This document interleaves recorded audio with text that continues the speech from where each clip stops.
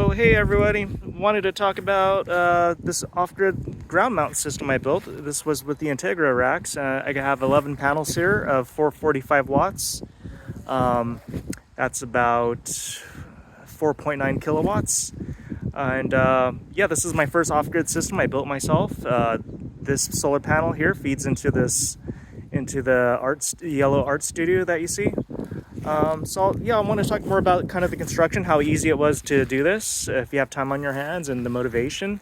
Solar panels are very cheap with time, so yeah, we'll go through it. I got these from Signature Solar, the panels. I think they're about 25 cents a watt. They're bifacial, and you could even get cheaper panels, so just depends on the deals that pop up and what efficiency you want and quality of the panels. But yeah, so here the way I did this is, like, I wanted to make this as easy as possible for me. I initially built it with 7 panels because I wasn't sure how big I wanted it to be and how much yard space it would take up, but it doesn't take up too much and it still looks good. I could, if I need to drive a car through this gate over here, I still can. That was my loud rooster there. But yeah, so the way I did this was simplicity. I got these rocks. I think they're like about $300 a pile. And these piles were about twice as large before. Forgot how many tons they were. But I used that as the material to kind of lay the, because this is on clay soil, so I got these cylinder blocks. And yeah, they're $3 each per cylinder block, and or cement block. And yeah, then I got the 4x4 by 8 feet wood to kind of act as a ballast. Yeah, I need to double up the weight. I'm probably, because I think you need to have around 300 pounds or so per panel. So yeah, if I double that up, that should be close. So here I ran a trench, 2-inch pipe. I just built things oversized just in case in the future if I want to put more wires through there. If I run another row of solar panels, I can easily just have that option available. Disconnect switch, IMO, disconnect. And here is, you can see I grounded it, grounded the solar array. You don't quite have to do this as long as you run it into your main house ground, but I think it never hurts to have a redundancy of ground, that you can never have enough ground. And these are what's nice about the IntegraRacks is that these clamps here are self-bonding to the aluminum frame and the solar panels. So everything's bonded together. So I just had to just bond it to just these connection points here. Make sure it touches the metal.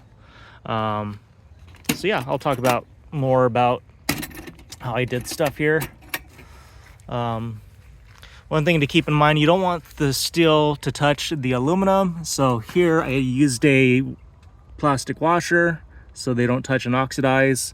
And you use stainless steel bolts so those don't rust. You can have stainless steel touching the aluminum, that's fine.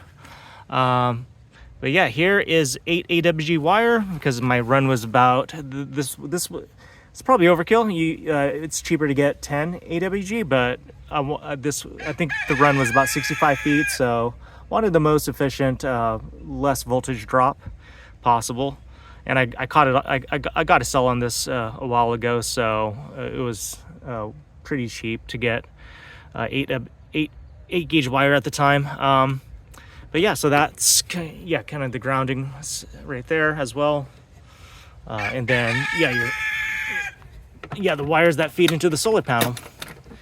And yeah, so anybody could do this. It just takes some time, motivation, and I tried building in a way that was, since it was my first solar project, ground mount system, I've done roof mount racks before, so I never done a ground mount. So ground mounts are much more labor intensive because of the trenching.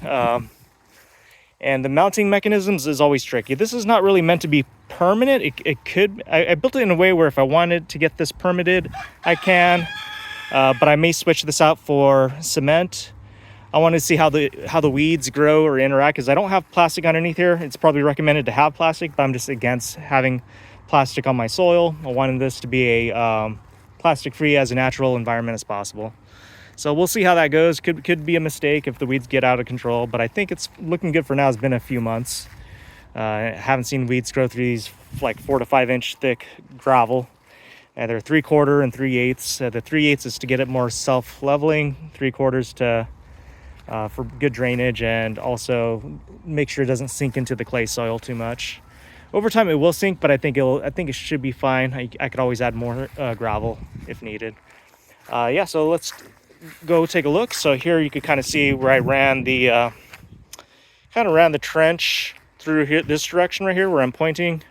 2 feet underground with 2-inch plastic conduit wire. Feeds into the goes over here, and here it feeds into the this junction box here, or this weather box. It's just a blank metal box to pass through wires, so it goes through here. This also goes back to my garage, so that's how I was able to ground my house ground wires, is to ground it all the way to the my grid boss, and the grid boss is then grounded to the house ground in the front of the street area. So yeah, I got a 50 amp charger here that I haven't used yet, but it's for EV charging. I don't have an EV car yet though, so but I built it because it was cheap, and yeah, I like to build things with future proofing in mind. So let's look at the art studio next. So here we can see the flexboss21. Yeah, so I did this all myself, the conduit pipes, the wiring. Definitely took time, but you build as you go. Yeah, so here we can kind of see how things go. Yeah, so you can see over here, the pipes, then wires feed into here, into the flexboss, which then goes into a sub panel to kind of power up this off-grid solar system. Didn't quite need to be off-grid, but I needed extra space to store my batteries because I already have another ground mount system from a while ago, so this is just all extra. So yeah, so here we have 50 amp breakers for the EV charging, 20 amp, that's 220 volts, 240 volts, so that's for my cheap PDU that I have here, but I could always scale. 30 amp is empty, I could always add it. I don't so I'm into mining, or used to mine a lot, so this is I just do this for a hobby now to earn a couple bucks per, I don't know, week. It doesn't make much, but it's still fun, and but yeah, I think I just do this for nostalgia and just earn a little bit, but not quite. So here I also installed a Beaver exhaust fan. Here it's a 14-inch, has like 2000 CFM capability, so it keeps this nice and cool. What's great about this Beaver thing is like it has different settings from 1 to 10 for different speeds. So even at the lowest setting, it only pulls like 15 to 18 watts, very, very little. And they make many different sizes. They come in 14 all the way down to 8-inch, etc. So I got a little bit bigger for 2000 CFM in case I want to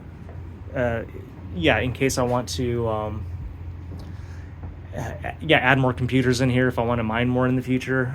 Then I can scale up and have enough cooling. Ventilation is from the intake comes from the windows here. So this pretty much kind of covers everything that I wanted to talk about. So I haven't posted in a while, so I just wanted to just give a checkup on how I've been and what I've been up to. So hopefully this inspires others to maybe try some off-grid ground mount systems, do-it-yourself stuff. It's not too hard, and hopefully my example provides one of many examples of many different ways to do it. Okay, take it easy, everybody. Okay, bye.